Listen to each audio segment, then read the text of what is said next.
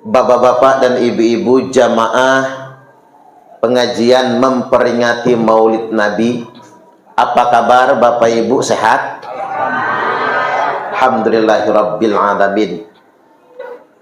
2019 yang lalu saya ngaji di tempat Ustadz Ahmad Mustaqim. Jadi sudah cukup lama, sekitar 7 tahun yang lalu. Kemudian pada kesempatan kali ini kita berjumpa lagi dalam rangka bergembira akan kelahiran Nabiullah Muhammad sallallahu alaihi wasallam.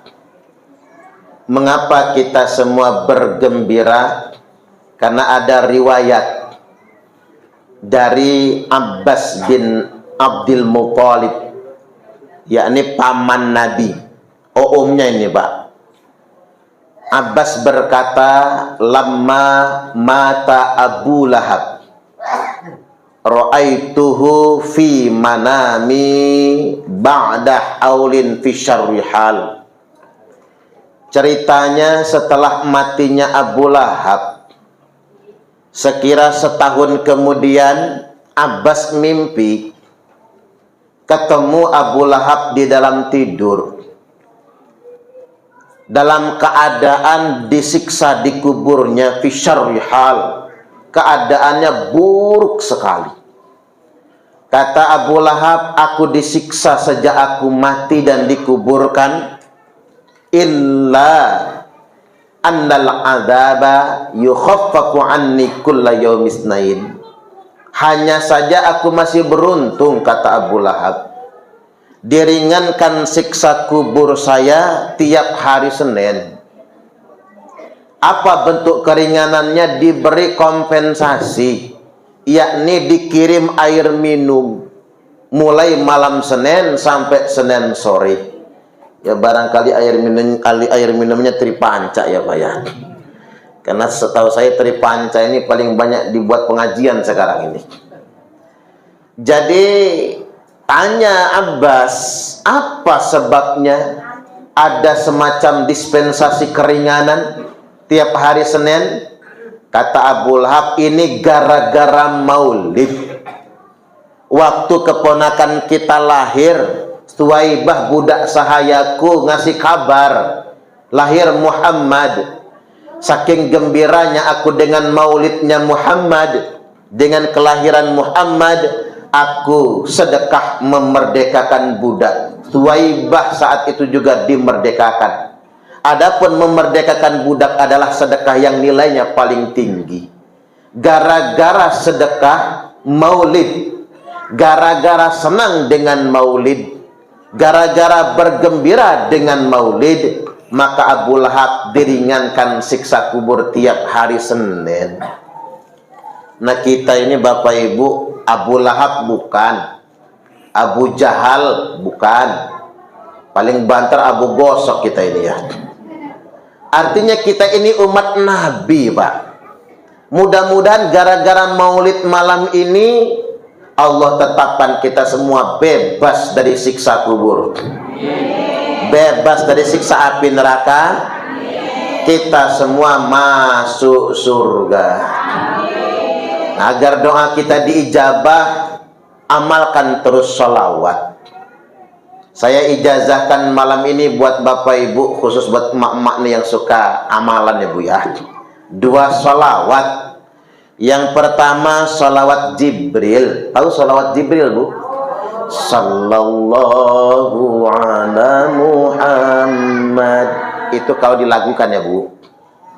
Kalau nggak dilakukan lebih bagus. Nah, kalau yang dilakukan itu sesekali buat menghibur diri. Saya sih daripada kita nyanyi yang bukan-bukan, mending sholawatan. Betul apa betul? Karena sering menyanyikan lagu sedih, nasibnya bakal sedih terus. Karena apa yang kita nyanyikan jadi doa Bapak Ibu. Makanya Ayu Ting Ting nggak ketemu jodoh yang bener, karena lagunya alamat palsu, nyasar terus. Cobalah artis-artis itu Pak, semua lagunya kan jadi kutukan. Kalau yang negatif kan, dia diuji dengan lagunya masing-masing. Makanya ibu-ibu, daripada nyanyi lagu penuh duka lara nestapa, gegana gelisah galau merana, mending salawatan karena jadi doa yang bagus buat kita. Nah, mengamalkan salawat Jibril itu perbanyak, mulai dari 33 kali sampai 100 kali sampai ribuan kali. Sallallahu ala Muhammad, sallallahu ala Muhammad, baru ditutup closingnya sallallahu alaihi wasallam. Saya sudah mengistiqomahkan Bapak Ibu. Tahun lalu kita punya kesulitan. Pesantren kita khususnya asrama putri masih numpang. Akhirnya terpaksa nolak santri Bapak Ibu. Beberapa orang tua protes, kita punya pesantren tapi nggak punya sekolah. Mikir saya, mau ngegedein asrama Pak, lahan kurang, bangunan nggak ada, modal nggak punya. Mau bikin sekolah mahal. Akhirnya ngamal sholawat Jibril, dibaca bareng santri, ajaib Bapak Ibu. Setahun mengamalkan sholawat Jibril, ceritanya Pak, ada pesantren bubar nih, pesantren bubar. Ada 4 surat, 3 sertifikat hak milik, 1-nya wakaf. Kemudian sudah ada sekolahnya, SD 5 lokal, SMP 4 lokal, SMA-nya 3 tingkat, 9 lokal. Kemudian sudah ada 2 masjid, 4 rumah ustadz, tempat ustadz, 1 rumah kiainya, bangunan kantin asrama muat 300 santri. Takarannya 5-7 miliar. Tapi hanya dioperalihkan ke saya 300 juta. Alhamdulillah. Coba lihat di map itu. Ustaz Ahmad Mustaqim sudah lihat map tadi. Pondok Pesantren Rahmatul Ummah 2 Putri. Ini keajaiban salawat Jibril.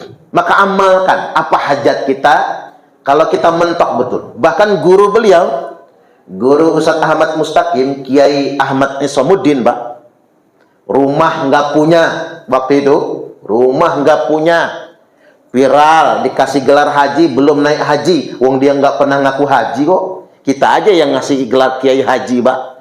Viral katanya ngaku doktor, padahal S3-nya nggak lulus, dia nggak pernah ngaku doktor. Orang aja yang ngasih doktor. Ngamal salawat Jibril sallallahu alaihi Muhammad, kebeli rumah di Kedamaian harga 5 miliar Bapak Ibu, dengan harga yang terjangkau. Diberangkatkan haji oleh Pak Herman HN waktu itu, salawat Jibril. Nah, yang kedua, salawat nariyah. Amalkan 11 kali dalam 1 hari.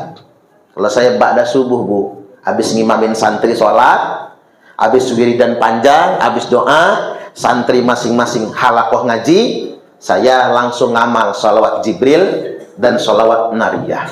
Apa salawat nariyah, Bu? Allahumma sholli sholatan kamilatan wa sallim salaman taman ala sayyidina Muhammadin alladhi tanhallu bihil uqadu wa tanfariju bihil qurabu wa tuqda bihil hawaiju wa tunalu bihil raghaibu wa husnul khawatimi wa yustasqal ghamamu biwajhil karim wa ala alihi wa sahbihi fi kulli lamhatin wa nafasin bi'adadi kulli ma'lumin lak. Tapi kalau untuk amalan jangan dilaguin. Kalau untuk amalan kelamaan, dibaca selangsungan aja. Tapi cara mewakafnya beda dengan kita mensairkannya. Allahumma sholli sholatan kamilah wa sallim salaman tamman ana sayyidina Muhammadin alladzi tanhallu bihil uqad wa tanfariju bihil qurab wa tuqda bihil hawaij wa tunnalu bihir raghaib wa husnul khawatimi wa yustasqal ghamamu biwajhihil karim wa ana alihi wa sahbihi fi kulli lamhati wa nafasim bi'adadi kulli ma'lumin lak. Amalkan 11 kali. Dompetnya nggak akan pernah kosong, rekeningnya tidak akan menyisakan saldo minimal, simpenannya nggak akan pernah kering. Amalkan itu semua, insya Allah. Walaupun tujuan kita bukan dunia, Bapak Ibu, tujuan kita ingin mendapatkan syafaat. Karena begini, likulli nabiyyin da'watum mustajabah. Ini hadis, Pak. Hadis yang paling dibenci oleh iblis dan setan. Sebel banget tuh iblis. Senep sama hadis ini, Pak. Setan, iblis dan kawan-kawannya sebel banget itu. Likulli nabiyyin da'watum mustajabah. Tiap-tiap nabi itu punya doa yang pasti dikabulkan. Da'watum mustajabah. Artinya begitu minta langsung cash dikabulkan. Dan diberi kesempatan, ini doamu sekarang dikabulkan, langsung minta. Fata'ajjala kullu nabiyyin da'watahu. Semua nabi-nabi itu menyegerakan doanya. Wa inni ikhtaba'tu da'wati. Sedangkan aku, kata Nabi, sengaja menunda doaku. Aku simpen, aku tahan, aku tabungkan. Minta izin sama Allah. Ya Allah, doaku sekarang akan dikabulkan, tapi aku minta izin gak jadi doa. Doa ini akan aku tabungkan. Wa inni ikhtaba'tu da'wati syafa'atan li ummati yaumal qiyamah. Nanti aku tukar di akhirat sebagai syafaat untuk umatku pada hari kiamat. Fahiyanna ilatun insyaallah man mata min ummati la yusyriku billahi syai'a. Yang dapat ini semua umatku.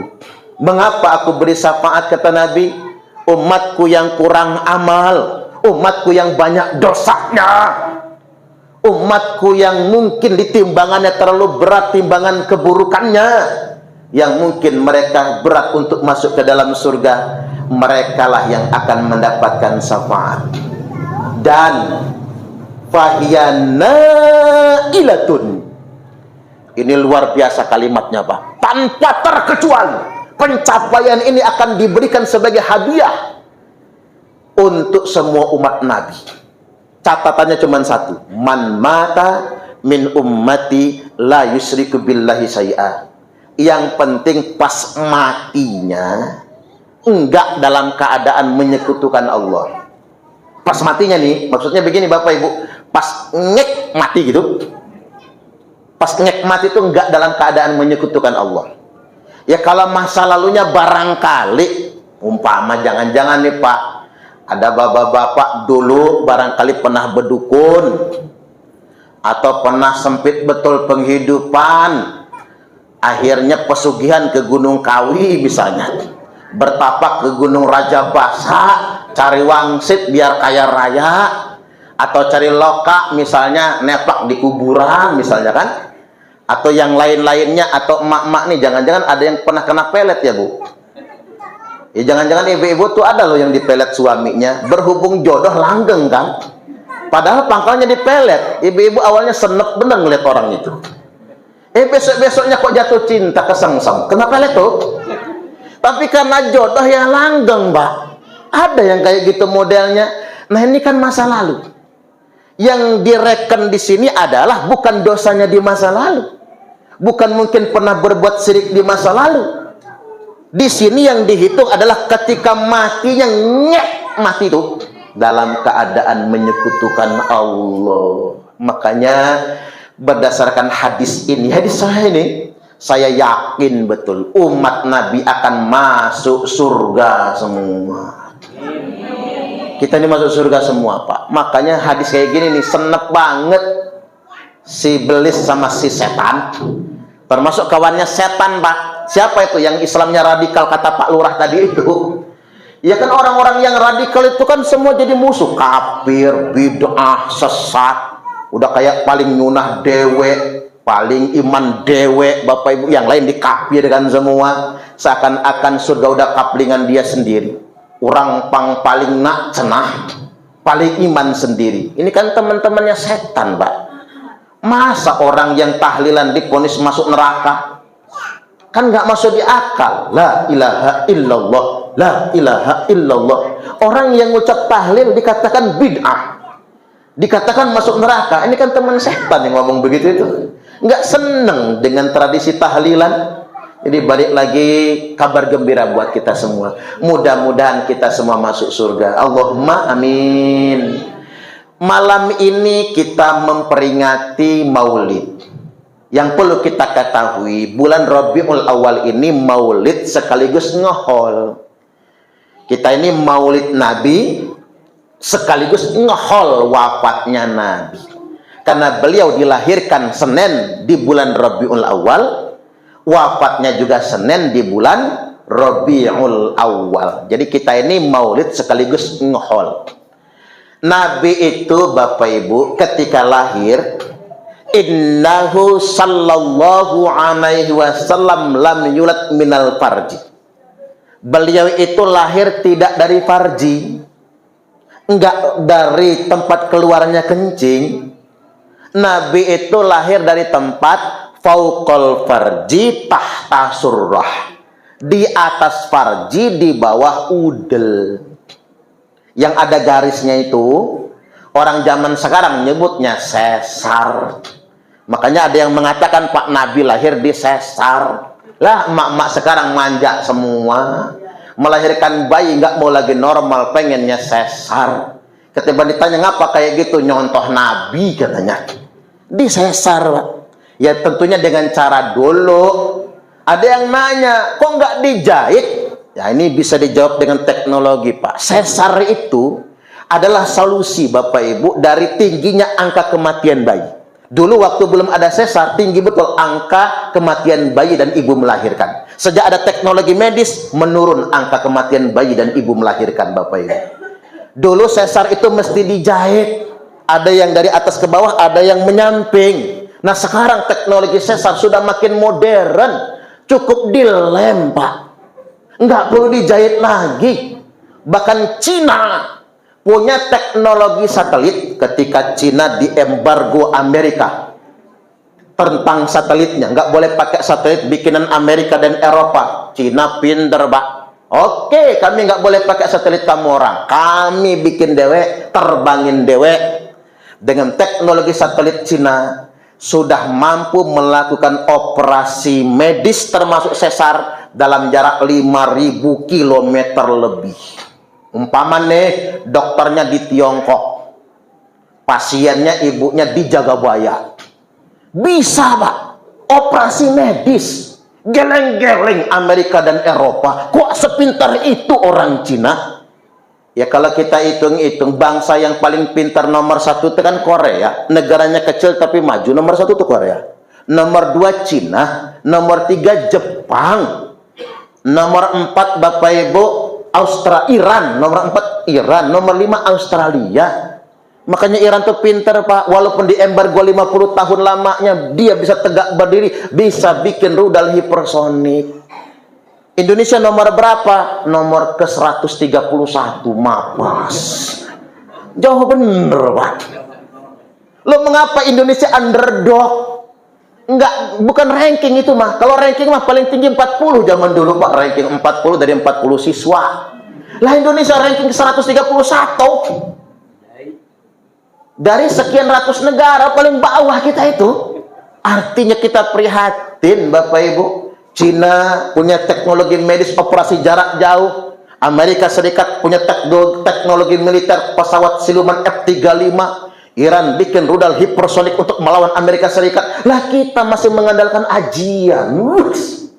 Masih pakai ajian, Pak. Kita masih berkutat santet pelet ngepet. Ngambil nyawa orang dari jauh namanya santet. mikat hati orang dari jauh namanya pelet. Ngambil harta tetangga dari jauh namanya ngepet. Santet, pelet, ngepet, santet, pelet, ngepet. Yang namanya santet, pelet, ngepet itu nggak bisa orang jauh. Coba kita ada banaspati. Pondok saya aja pernah dikirim banaspati itu. Yang bola api itu, banaspati hanya bisa dikendalikan dalam jarak 200 meter. Jadi kalau ada banaspati di atas rumah kita, deket tuh orangnya tuh. Karena cuma 200 meter Bapak Ibu. Coba yang namanya pelet, kan yang dipakai piranti apa? Kuku rambut. Lah yang bisa ngambil kuku rambut kita siapa? Tetangga dewe, keluarga dewe, teman sendiri. Nggak jauh biasanya. Nggak dapat kuku sama rambut, pakaian yang di jemuran, karena udah dipakai. Hati-hati makanya sama jemuran pakaian Bu, jangan sembarangan, takut ada yang maling. Apalagi pakaian dalam. Apalagi yang udah bolong-bolong. Cepet banget Pak. Buat nyantet pelet itu cepet banget tuh.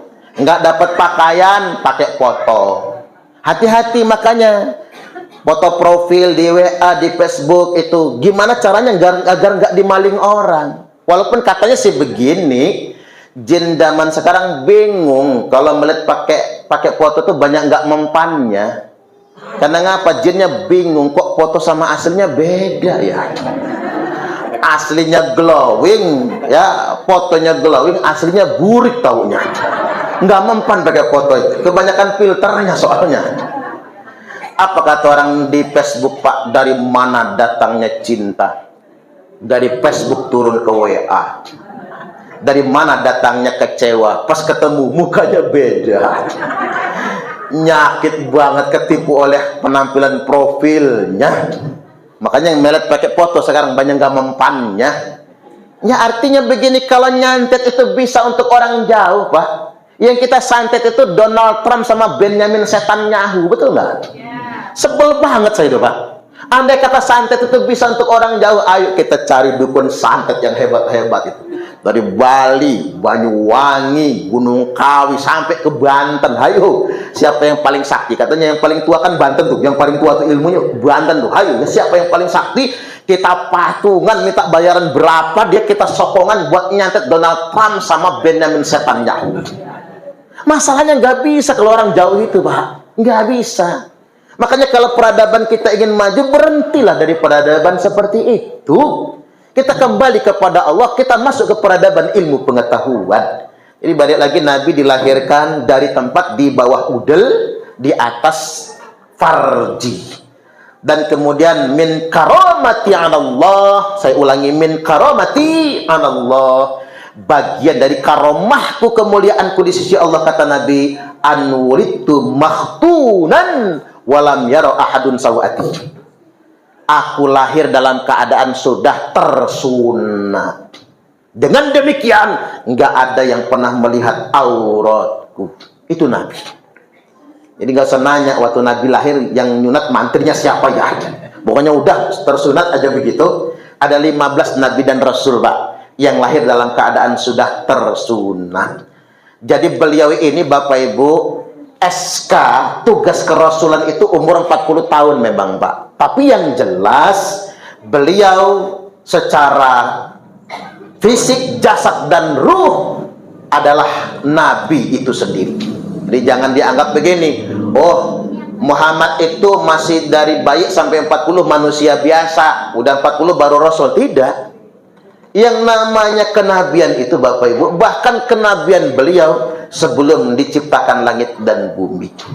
Yang pertama kali diciptakan kan Nur Muhammad. Jadi jangan sampai ada prasangka beliau baru jadi nabi umur 40. Umur 40 itu bukan jadi nabinya, menjalankan peran tugasnya di usia matangnya. Makanya beliau sejak kecil dijaga, matanya nggak boleh melihat aurat wanita. Orang tak boleh melihat aurat beliau. Beliau nggak boleh lihat aurat orang lain. Makanya beliau kemana-mana kan ikut kakek, karena bapak sudah wafat. Kemana-mana ikut kakek. Wayahnya ada undangan, pesta jahiliyah, orang Arab zaman dulu, kan pakai penari bugil. Penari bugil, nyiram khamar ke tubuh. Muhammad kecil tertidur, matanya nggak boleh ngelihat yang kayak gitu. Baru kebangun ketika sudah sampai ke rumah lagi. Artinya prakondisi loh Pak. Begitunya Allah menyiapkan. Makanya pelajaran buat kita, kalau kita pengen punya anak yang soleh dan solehah, dari kecil dong kita persiapkan. Ini mah boro-boro. Khitanan bukan yang ngundang saya buat ceramah, malah ngundang trio macan. Mau jadi apa anak itu tuh Pak? Nyecabuh niku. Wat-wat gawah. Jangan ngundang trio macan ya Bu, kalau sunatan itu. Undang ustadz gitu loh. Ada yang suruh ngaji, ada yang suruh hadur, ada yang suruh salawatan, suruh ceramah. Karena mengapa, itu kan bagian dari pendidikan buat anak-anak kita. Arahkan mereka kepada pendidikan yang baik, pendidikan agama, suruh mereka semua ngaji. Karena mengapa? Mafil aba fil abna. Keteladanan orang tua itu penting. Apa yang ada pada bapaknya nurun ke anak. Kalau kata orang Jawa, nek bapaknya kalong, anaknya kampret. Nek bapaknya nyolong, anaknya nyopet. Buah jatuh nggak jauh dari pohonnya. Makanya penting yang namanya keteladanan. Makanya ketika Nabi diperlakukan dengan akhlak yang baik, maka beliau juga memperlakukan orang lain dengan akhlak yang baik. Maka terkenal dengan sebutan Al-Amin. Ketika perang suku, perebutan meletakkan Hajar Aswad, mengapa orang mempercayakan kepada Muhammad? Karena beliau Al-Amin, saking jujurnya. Begitupun cara beliau memperlakukan orang lain. Makanya beliau bersabda begini, akmalul mu'minina imanan ahsanuhum khuluqa. Orang mukmin yang paling sempurna imannya adalah yang paling baik akhlaknya. Jadi takaran kemuliaan itu Pak, bukan gelar pangkat dan jabatan, bukan jubah gamis, bukan karena ada surban, bukan karena ada peci atau imamah. Kemuliaan seseorang itu ditakar dari akhlaknya. Wa khiyarukum khiyarukum lin nisaihim khuluqa. Dan ternyata kalau mau melihat akhlak orang itu, lihat cara dia memperlakukan istrinya. Kejauhan kalau nakarnya untuk orang lain, itu istri sendiri dulu. Bu, kalau saya ramah sama bapak ibu wajar Pak, saya penceramah. Penceramah nggak ramah, nggak diundang lagi. Betul nggak kira-kira? Enak kalau marah terus penceramah itu nggak diundang lagi, nggak? Males ibu-ibu. Pedagang ramah wajar dong, dagangannya pengen laku. Coba pedagang judes, nggak ada ramah-ramahnya, malah di depan tokonya dikasih tulisan dilarang ngutang. Kesel kita Pak. Indomaret, Alfamaret itu nggak ada tulisan dilarang ngutang, tapi laku tuh. Nggak ada yang ngutang juga ke mereka. Karena kalau kita tulis dilarang ngebon, itu nggak bersahabat. Akhirnya males kan kita beli ke warung tetangga itu. Tapi salah kita juga sih Bu. Kita wayahnya nggak ada gula, nggak ada kopi, ngutang ke warung tetangga. Begitu dapat rezeki, bukan yang bayar utang, malah jajan ke Indomaret. Ada yang kayak gitu? Yang mana ya orangnya ya? Ya bangkrut lah warung tetangga. Kadang-kadang kita tuh heran juga, orang nagih utang yang ditagih itu lebih galak daripada yang ngutangin. Cobalah, saya tuh jadi kadang mikir, enak betul jadi rentenir itu ya. Orang kalau sama rentenir bayar utang Pak, on time. Tapi kalau baik, kalau sama tetangga ngutang atau sama saudara, kayak lupa. Begitu ditagih, langsung ngajak musuhan. Apalah dia itu? Diajak salaman nggak mau lagi, ditegur pura-pura budek, diketok pintunya nggak dibuka, ketemu di jalan dia melipir, minggir masuk siring. Ya salah dia. Padahal hak kita kan. Gimana rentenir itu? Saya jadi mikir, apa rentenir itu? Ada ilmunya ya, ada jampeknya gitu. Baru kelihatan aja orang udah buru-buru bayar utang. Nah ketiban kita Pak, orang susah bahkan melupakan kecenderungannya sedemikian rupa. Betapa banyak kekeluargaan jadi rusak gara-gara hutang piutang. Balik lagi Bapak Ibu hadirin wal hadirat rahimakumullah. Kita ramah dengan orang lain itu biasa. Tapi kalau seorang suami, bapak-bapak nih, ramah dengan istri, itu yang luar biasa. Bapak-bapak nih baik gak Bu? Hebat ibu-ibu. Pintar menutupi aib suaminya ya. Ya iya dong Pak. Jangan waktu pacaran lagi ada maunya aja, ramahnya bukan main. Begitu sudah lama menikah, ketusnya sama bininya. Sekali-kali ngomong, "Mama, sini dulu Mama. Ada apa Papa?" Gitu ya Bu. Rogoh kantong kanan Pak, ambil duit 15 juta. Agak dibanting di meja, agak sombong nih. Kan boleh sombong sama bini. Jangger. Apa ini Pak? Ini uang belanja Mama. Buat beli beras, bayar listrik, ongkos anak sekolah, cicilan kulkas, cicilan Tupperware Mama tuh. Kira-kira cukup Mama? Ah, malah bersisa Papa. Ya kalau bersisa, simpen sama Mama. Alhamdulillah. Balik badan bini nyimpen duit, nanti dulu Mama. Rogoh kantong kiri Pak, ambil lagi 15 juta. Lah ini apa lagi Papa? Ini bonus untuk Mama. Berangkatlah ke mall Mama. Jangan pulang kalau nggak habis. Luar biasa. 15 juta uang belanja, 15 juta bonus 30 juta. Mau nggak Bu? Mimpi. Panjang mimpinya itu Bu. Waduh, pulas-pulas kirain beneran, taunya mimpi ya Bu. Tapi maksudnya begini Pak, iyalah ibu-ibu ini tahulah suaminya punya kemampuan tersendiri. Kalau bukan pengusaha nggak mungkin Pak bisa ngasih 30 juta sebulan. Tapi bapak-bapak harus tahu dulu, perempuan dimanapun, bukan cuma di Jagabaya, dimanapun sedunia internasional ini paling sebel sama laki-laki yang pelit, ngasihnya cuman dikit, itu pun diungkit-ungkit. Ada nggak zaman sekarang Bu? Yang mana orangnya?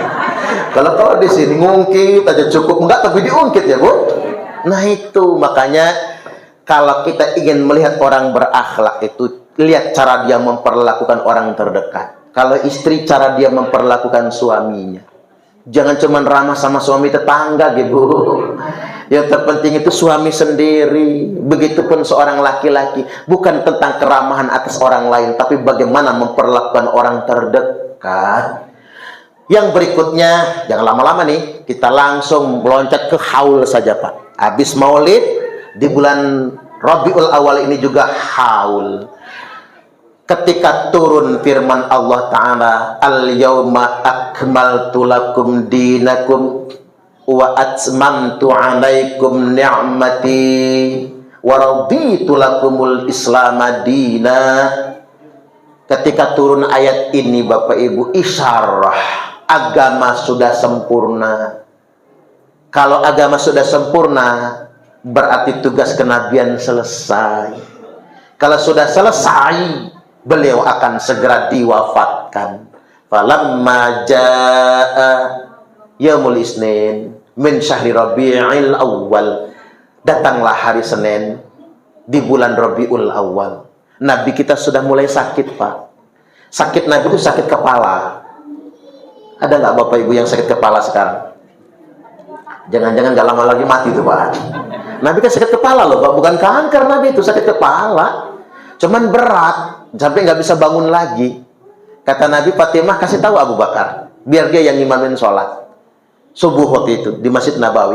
Abu Bakar malah nangis, nggak sholat aku kalau bukan Nabi yang imamin. Terpaksa Pak, udah hampir kesiangan subuhnya. Nabi dijemput di kamar, di papah ngimamin sholat subuh. Selesai sholat subuh, Nabi menghadap makmum, "Ya ma'asyaral muslimin, wahai segenap kaum muslimin, aku akan segera meninggalkan dunia. Wa hadza awwalu yaumi minal akhirah. Hari ini adalah hari pertama aku tinggal di akhirat. Wa akhiru yaumi minad dunya, dan hari terakhirku tinggal di dunia ini." Nabi dibangun, dipapah masuk kamar. Di waktu duha datang malaikat, ngetok pintu rumah Nabi. Kata Fatimah, "Bapakku lagi sakit, nggak bisa nyambut tamu." Pergi ini malaikat. Nggak lama datang lagi, "Lah, kamu lagi yang datang. Bapakku lagi sakit, nggak bisa nyambut tamu. Nanti kalau sudah sembuh kamu datang lagi." Pergi malaikat, datang lagi yang ketiga kalinya. Nabi manggil dari kamar, "Man alal bab ya Fatimah?" Siapa depan pintu rumah kita itu? Kata Fatimah, "Rajulun Arabi, laki-laki Baduy ya Rasul." "Ya Abah, udah 3 kali dia datang. Aku sudah suruh dia pergi, engkau lagi sakit, tetap datang lagi." Emang kayak mana orangnya? Orangnya sih sederhana, Arab gunung, kata Fatimah. Orangnya sopan, tapi yang aneh matanya. Pandangan matanya tajam, tidak pernah berkedip. Nah itu Pak, makanya bapak-bapak kalau ketemu orang matanya nggak ngedip, Israel tuh Pak. Israel. Terus kalau kita ketemu Israel, yang mau dicabut nyawanya siapa? Ya kita yang ngelihat dong. Wong dia melototin kita. Kan katanya kalau orang sudah jadi camat, calon mati Pak, 40 kali dalam satu hari dipelototin malaikat Israel. Takut salah alamat. Apalagi yang orangnya namanya Suparman. Kan kebanyak nama Suparman kan. Ini Suparman yang mana nih? Harus diidentifikasi dulu kan gitu. Ini Suparman yang mana? Nama Suparman itu nama terpopuler nomor 8 se-Indonesia Raya tercinta ini Bapak Ibu. Saking banyaknya itu Pak. Nama pasaran tuh soalnya. Dipelototin. Bagaimana ciri orangnya? Matanya tajam, tidak pernah berkedip, kata Fatimah. Begitu aku beradu pandang, begitu jantungku, berdiri bulu kuduku, terasa copot semua persendian tulang belulangku. Kamu tahu siapa dia Fatimah? La, dialah huwa hadimul ladzat. Ya itulah yang mencabut segala kelezatan, yang membuat sedih sepi rumah-rumah kita, dan yang memakmurkan kuburan. Nyempring Fatimah Pak, ketemu Israel. Fatimah suruh dia masuk. Masuklah Israel ke dalam kamar. Assalamualaikum ayyuhan nabi. Alaikassalam ya Israel. Kamu ngapain, kata Nabi? Datang ke sini ingin bertamu saja, atau ingin nyabut nyawa saya? Kata Israel, Muhammad, saya datang ke sini ingin bertamu, sekaligus ingin mencabut nyawamu. Kalau boleh Muhammad.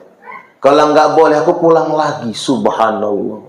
Kalau saya ditanya kayak gitu, tak suruh pergi dia Bapak Ibu. Bener tak suruh pergi Pak. Tobat dulu saya Pak, sujud saya. Jadi kesempatan tobat kan. Kata Nabi, aina Jibril? Mana Jibril? Duduk, turun Jibril, duduk di samping kepala Nabi. Kamu tahu Jibril, aku akan mati hari ini? Tahu Muhammad. Akhbirni mali indallahi minal kiramah. Kabarkan padaku, apa kemuliaan yang dijanjikan Allah kalau aku mati hari ini? Semua pintu langit sudah dibuka, kata Jibril. Semua pintu neraka ditutup, semua pintu surga dibuka, dan malaikat berbaris dengan teratur menanti kedatangan ruhmu. Alhamdulillah, kata Nabi. Lalu bagaimana umatku nanti ya Jibril? Allah sudah menggaransi gak akan masuk surga semua umat kecuali umatmu yang duluan masuk surga. Ya udah kalau begitu, Israel tenang, saya cabut nyawa. Cabut nyawa pelan-pelan. Makanya yang pertama kali mati kan telapak kaki. Makanya telapak kaki itu kalau sudah melengkung begini Bapak Ibu, paling lama umur kita 3 hari. Coba periksa telapak kaki masing-masing. Kalau sudah melengkung begini Pak. Bahkan katanya, ini para ulama banyak mengupas Pak. Apalagi ulama-ulama ahli thariqah itu paham semua tuh. Ulama-ulama tasawuf paham semua. 40 hari jelang ajal, habis sholat asar, terjadi kedutan di udel kita ini. Tapi yang tadi habis asaran Pak, pusarnya itu dut 40 hari lagi mati itu Pak. Ini kesempatan buat tobat pokoknya, 40 hari lagi mati itu Pak. Kedutan. Mengapa kedutan? Karena pohon ajal yang ada nama kita, daunnya sudah lepas. Daun di pohon ajal itu. Begitu daun itu lepas, langsung connect ke udel kita, langsung kedutan, maka 40 hari lagi wafat, meninggal dunia, mati Bapak Ibu. Umpama nih, daun yang bertuliskan Subagio misalnya. Baik, jangan diaminkan, tapi yang namanya Subagio itu begitu lepas langsung connect dek habis asar sampai maghrib. Nah, siap-siap aja. Kalau udah kayak gitu jangan lagi joget, ge. Ya udah, nggak usah ikut karaokean, takut lagi karaoke mati. Iya, nggak masalah sih Pak, kita wallahu alam juga, kita nggak bisa memponis dia su'ul khotimah kan, wallahu alam. Cuman gak enak aja jadi bahan cerita. Lagi joget seru-serunya jangan jantung mati dia. Gak enak aja kita ngedengar cerita sedemikian rupa. Hati-hati. Makanya kita tuh bisa memilih mati husnul khotimah, kan ada cara, ada tandanya. Tulang belakang kita lepek kalau udah mau mati kan, terlentang di lantai itu diselipkan tangan, nggak bisa. Duduk itu harus nyender kayak gitu Pak. Jangan-jangan dengan yang nyender miring Pak. Jangan-jangan, artinya Bapak Ibu ada tanda-tandanya. Cabut nyawa Nabi sampai ke lutut, sampai ke pinggang, sampai di udel, sampai di dada. Ketika nyawa Nabi sampai di dada, beliau berwasiat, usikum bisolati wa ma malakat aimanukum. Dua wasiat Nabi. Aku wasiatkan kepada kalian semua satu, jaga sholat. Tuh, nggak muluk-muluk. Jangan kayak kata orang, sholat zuhur mepet asar, asarnya numbur maghrib, maghribnya mentok isya, isaknya ketiduran, subuhnya kesiangan. Ketiban sholat subuh niatnya usolli fardhos subhi rakaataini mustaqbilal qiblati, kodoan lillahi ta'ala. Lo kok kodoan Pak, jam 8 sholat subuhnya. Istrinya nyusul, apa kata ibu-ibu? Usolli fardhos subhi rakaataini mustaqbilal qiblati, kesiangan lillahi ta'ala. Lo kok kesiangan Bu, jam 10 sholat subuhnya.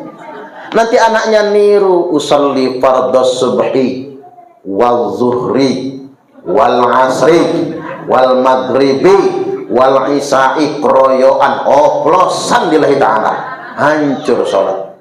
Ada yang lebih hebring lagi, subuh maraton, zuhur ke salon, asar main badminton, maghrib nonton maghrib nonton sinetron, maghrib mainan handphone, isya nonton sinetron, mati kena smackdown. Coba ulang sekali lagi. Subuh maraton, zuhur ke salon, asar main badminton, maghrib mainan handphone, isya nonton sinetron, mati kena smackdown. Smackdown malaikat Israel.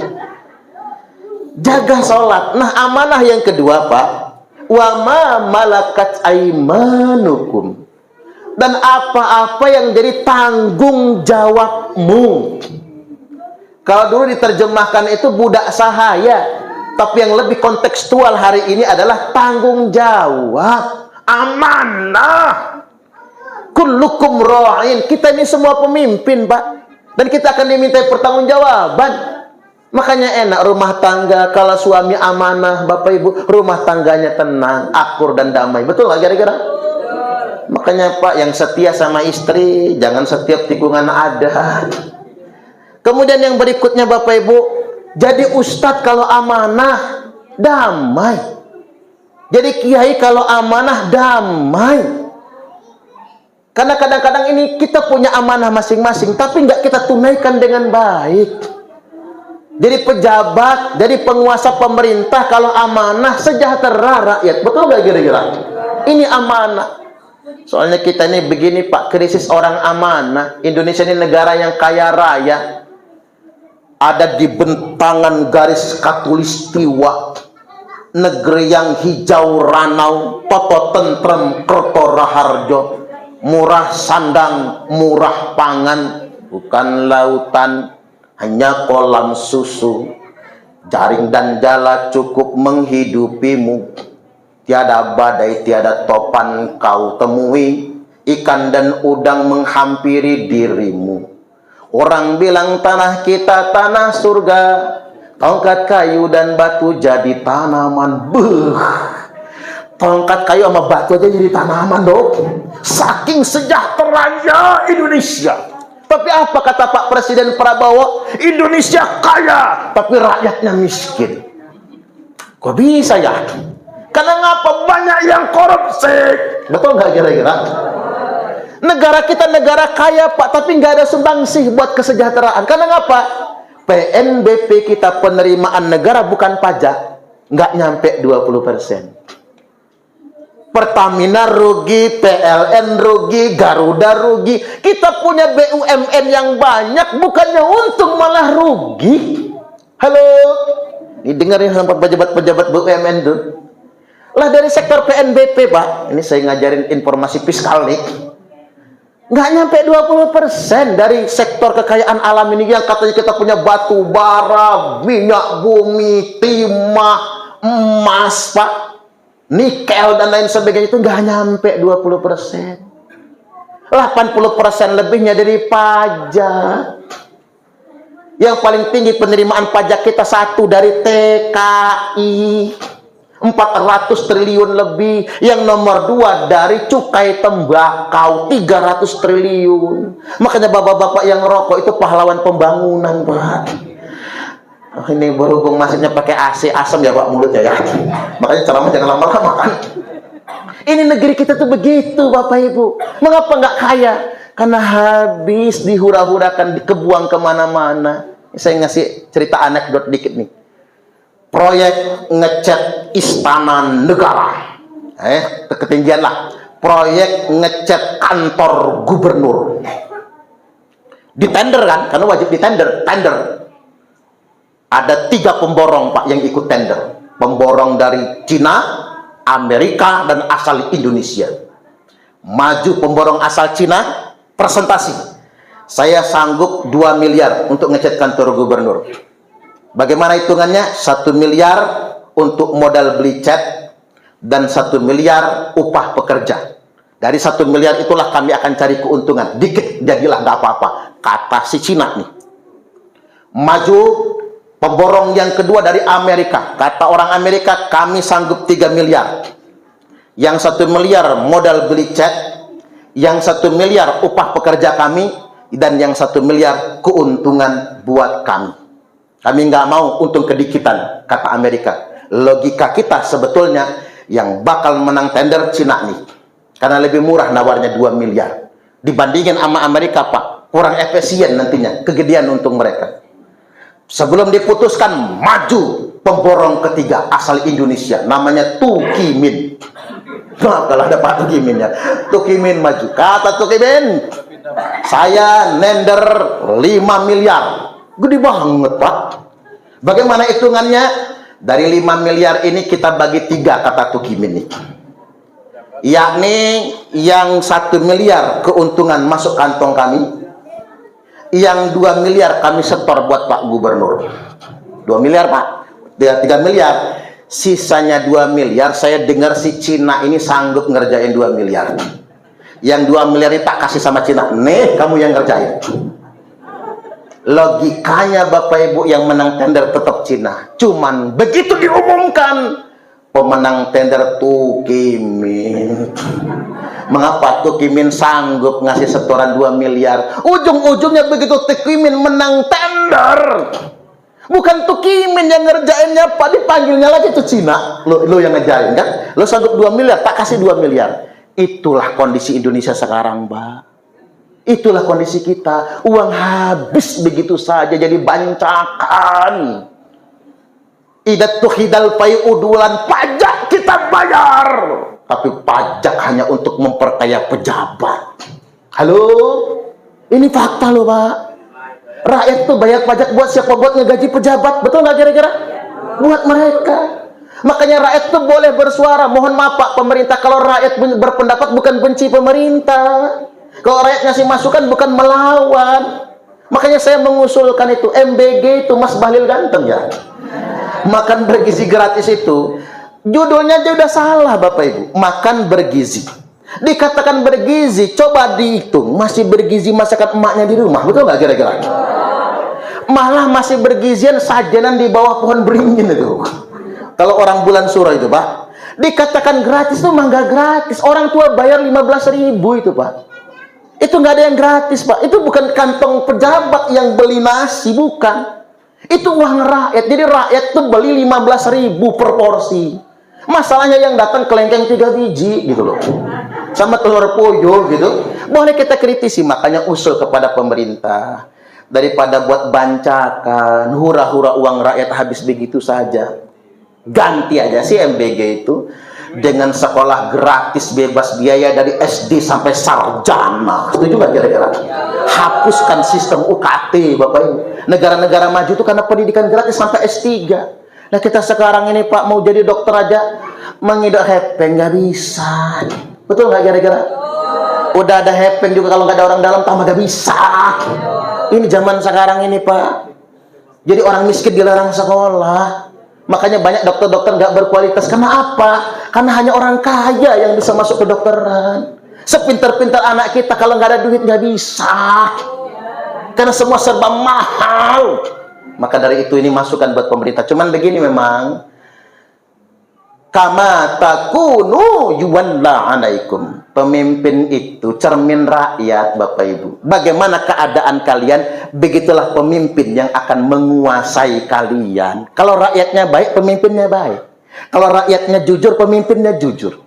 Kalau rakyatnya suka korupsi, suka ngambil hak orang, pasti pemimpinnya suka korupsi. Ini benar ini, Pak. Saya ambil contoh, sekarang ini lagi mau muktamar. Udah desas-desus, sogokan 50 juta, 50 juta. Mapas. Kiai aja bisa disogok 50 juta. Lah kalau kiai aja main sogok-sogokan, pantes dong negeri kita ini dipimpin oleh orang yang suka disogok semua, Pak. Karena kita sendiri yang memberi contoh sedemikian rupa. Pemimpin itu cermin bagi rakyatnya. Ya kayak ibu-ibu ini dikasih suaminya uang belanja 100.000 sehari, masih monyong. Cuma dikasih caleg 100.000 buat 5 tahun, nyengir. Kita suka disogok. Aduh, dikit lagi ya. Begini Bapak Ibu, kita perbaiki diri.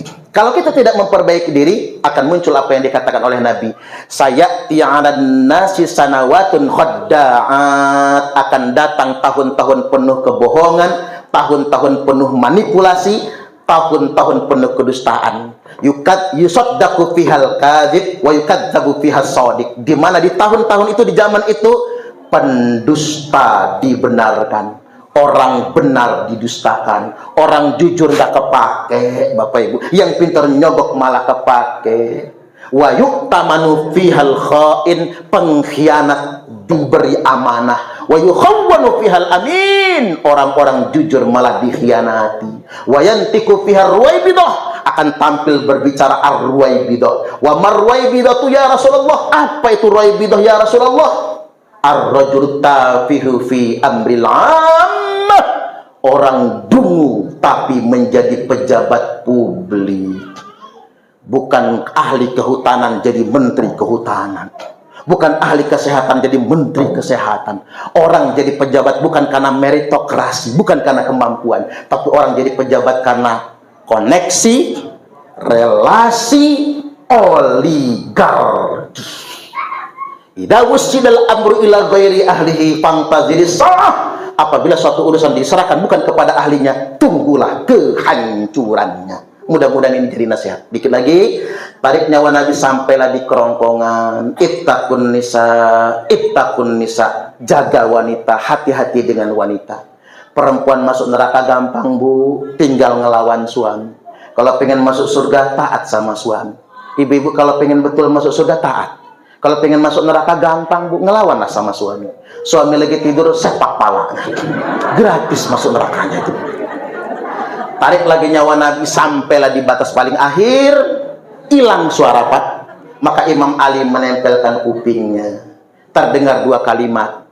Ummati, ummati, umatku, umatku. Saking sayangnya Nabi kepada umatnya. Baik, itu saja apa yang saya sampaikan pada kesempatan malam hari ini. Ambil hikmahnya, ambil pelajarannya. Mudah-mudahan kita semua masuk surga. Allahumma amin, amin ya rabbal alamin. Ini langsung doa.